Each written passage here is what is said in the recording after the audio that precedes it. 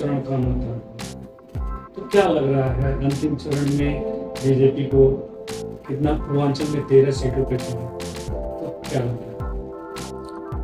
जितनी भी सीटें पूर्वांचल की हैं सब पर भारतीय जनता पार्टी विजयी है। सब सीटें भारतीय जनता पार्टी ही जीतेगी। है ही कौन काम करने वाला व्यक्ति? जनता को स्पष्ट रूप से दिखलाई पड़ रहा है कि हमारे साथ कौन खड़ा है, हमारे लिए कर कौन सकता है, हमको सुरक्षा कौन दे रहा है, हमको शिक्षा कहाँ से मिल रही है, हमको स्वास्थ्य सेवाएं कहाँ से मिल रही है, सब सरकार के द्वारा दी जा रही है। तो जाहिर सी बात है कि जनता जो है भारतीय जनता पार्टी को ही बहुमत से विजयी बनाएगी। राहुल गांधी कह रहे हैं कि 4 के बाद मोदी जी चले जाएंगे या प्रधानमंत्री नहीं रहेंगे। वो तो देखिए, राहुल गांधी का मानसिक संतुलन खराब हो चुका है। वो जो कुछ भी बोल रहा है उसको समझ में नहीं आ रहा कि मैं बोल क्या रहा हूँ, होगा क्या। उसके मुंह से जो भी बातें अनर्गल फालतू की निकल जाती हैं कि मशीन में आलू डालूंगा सोना निकलेगा, ऐसी वैसी बातें, तमाम तरीके की उलझुल बातें। वो देखिए, कांग्रेस का जो समापन कराना है, समापन समारोह चल रहा है, कांग्रेस का समापन समारोह चल रहा है, उसमें किस तरीके से आहुतियां दे दे करके कांग्रेस को समाप्त कराना है, इसका दायित्व राहुल गांधी को और सोनिया गांधी को मिला हुआ है। वो आहुतियां देती जा रही हैं और वो राहुल गांधी भी आहुति देता जा रहा है। बस कांग्रेस का समापन समारोह यज्ञ जल्दी ही अब 2024 के चुनाव के बाद वैसे ही संपन्न हो जाएगा। कांग्रेस को समाप्त कराने की जो इन लोगों ने एक समझिए बीड़ा उठा लिया, वो पूरा हो जाएगा। इनका टारगेट कांग्रेस समाप्ति के दौर में चल रही है। तो क्या लगता है 405 सीट मिलेगी विपक्ष को, 200 में? निश्चित रूप से ये समझिए कि जो 400 का लक्ष्य दिया गया था, आदरणीय प्रधानमंत्री मोदी जी ने जो 400 का लक्ष्य दिया था कार्यकर्ताओं को कि हमको अब की बार इतनी सीटों पे विजय प्राप्त करनी है, अपने प्रत्येक बूथ पे कम से कम 370 वोट जो हम लोगों को प्लस कराने थे, उस दिशा में हम लोगों ने काम किया है। 1 बूथ 10 यूथ जोड़ने की जो दिशा में काम करने के लिए दिया था, हम लोगों ने उससे कहीं ज़्यादा, एक बूथ पे 20-20, 25-25 यूथ को हम लोगों ने जोड़ा और इससे मजबूती भी आई और देश एक अनुशासन, एक उन्नति की ओर जा रहा है। ये मान करके चलिए, अभी तक के जितने भी मतदान जहाँ जहाँ हो चुके हैं, ये मान लीजिए कि भारतीय जनता पार्टी की सरकार बन चुकी।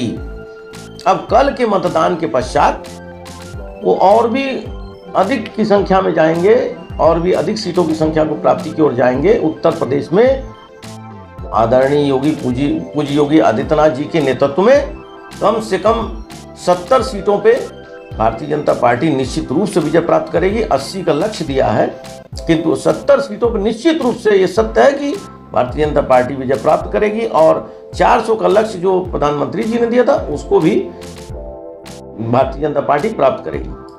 जैसा कि कहा यह जा रहा है कि मोदी जी अपने प्रतिनिधित्व नहीं तय किया, तो कैसे क्या? देखिए, ये जिन लोगों ने भी प्रश्न पूछा, ये एक बेवकूफ़ी भरा प्रश्न है। वाराणसी की जनता, वाराणसी की देवतुल्य जनता और वहाँ का हर एक नागरिक, बच्चा बच्चा, हर मातृशक्ति महिला आदरणीय प्रधानमंत्री श्री नरेंद्र मोदी जी का प्रतिनिधि है।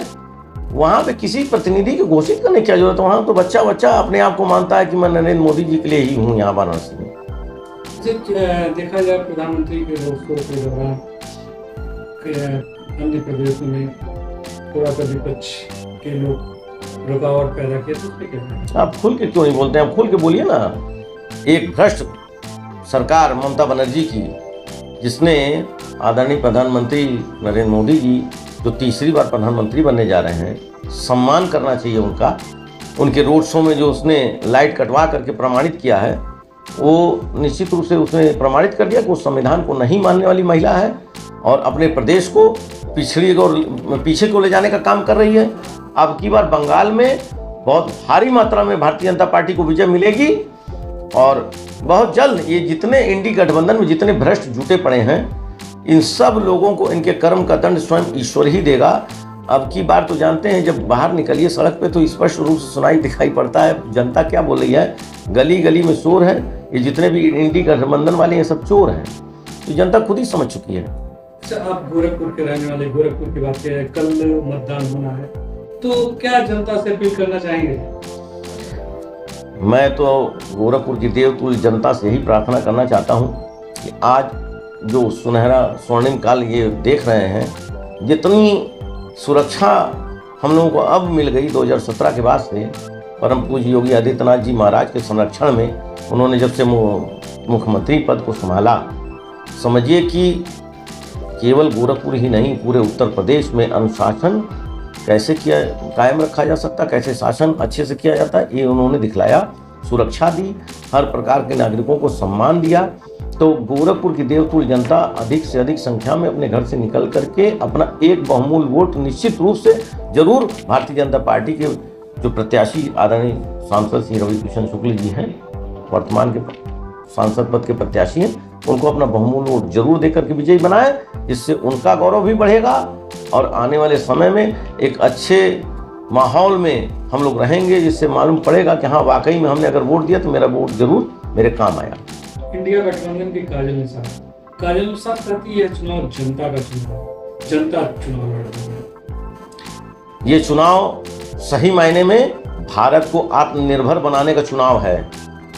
जनता का चुनाव तो है ही, जनता कैसे आत्मनिर्भर बनेगी उसके लिए ये चुनाव है। भारतीय जनता पार्टी सत्ता के लोभ के लिए चुनाव नहीं लड़ती कभी भी। बहुत समय से संघर्ष करके तब जा करके भारतीय जनता पार्टी की सरकार एक बार अटल जी के ज़माने में बनी, और कैसे यही कांग्रेस, भ्रष्ट कांग्रेस वाले, इन लोगों ने किस तरीके से उनको परेशान करके उनके अच्छे कामों को करने के बावजूद भी उनकी सरकार को रहने नहीं दिया। आज मजबूती से खड़ी है अगर भारतीय जनता पार्टी की सरकार, उतने संघर्षों को करने के पश्चात 2014 में सरकार बनी। आप सोचिए, इतने कई वर्षों के संघर्ष के पश्चात यदि 2014 में सरकार बनी है, तो आप क्या मान करके चलते हैं? क्या भारतीय जनता पार्टी सत्ता के लोभ में काम करती है? भारतीय जनता पार्टी ने आदरणीय प्रधानमंत्री श्री नरेंद्र मोदी जी के नेतृत्व में विश्व में अपना नाम ऊंचा किया है, और ये चुनाव निश्चित रूप से भारत की जनता को आत्मनिर्भर बनाने के लिए ही समझिए कि लड़ा जा रहा है। तीसरी बार जनता अगर स्वीकार रही है, अपना पूरा प्यार दे रही है, अपनत्व दे रही है, समर्थन दे रही है भारतीय जनता पार्टी को, आदरणीय प्रधानमंत्री श्री नरेंद्र मोदी जी को, पूज्य योगी आदित्यनाथ जी महाराज को, तो ये क्या है? जनता को सही मायने में दिखलाई पड़ रहा है कि कौन सही अनुशासन चला रहा है, सही तरीके से कौन उनको अपनी योजनाओं का लाभ दे पा रहा है।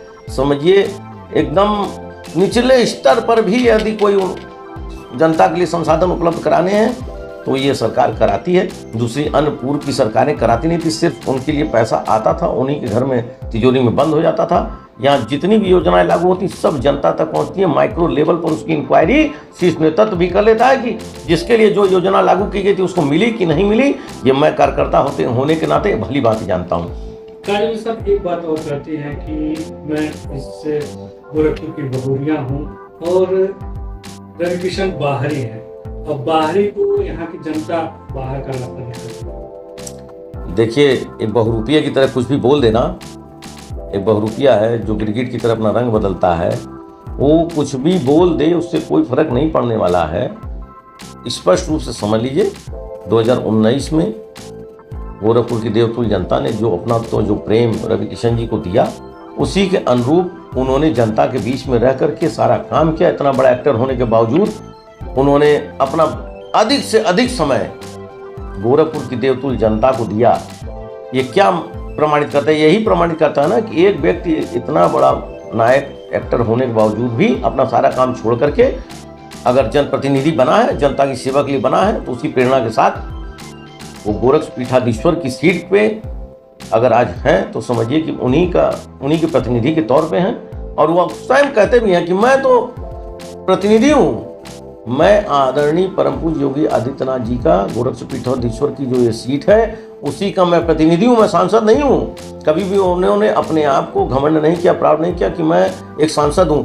एज जनता के सेवक के रूप में जनता का सेवा वो कर रहे हैं, और उसी तरीके से गोरखपुर की देवतुल्य जनता उनको पुनः एक बार पूरा अपना प्रेम और विश्वास दे करके अपना करके उनको भारी बहुमत से विजयी बनाएगी।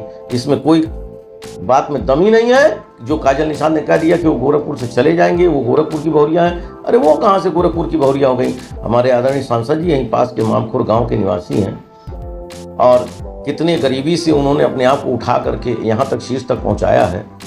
तो सोचिए उस व्यक्ति के हृदय में कितनी नीचे के लेवल तक की बातें होंगी कि मैं कैसे गरीबी में उठ कर के आगे बढ़ा। तो आज की तारीख में वो हर उस गरीब व्यक्ति को भी देखते हैं, मध्यम वर्गीय व्यक्ति को भी देखते हैं, हर वर्ग के लोगों को अपना प्रेम स्नेह दे करके और बड़े बुजुर्गों से आशीर्वाद प्राप्त करके पुनः एक बार वो गोरखपुर के सांसद बनेंगे।